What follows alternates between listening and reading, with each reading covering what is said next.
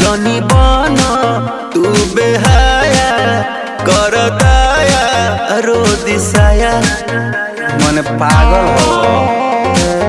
अरे हटो ना कन बलिया उठल लिया अभी बाट नया नया जनी बना तू बेहाया कर दया रो दिसाया।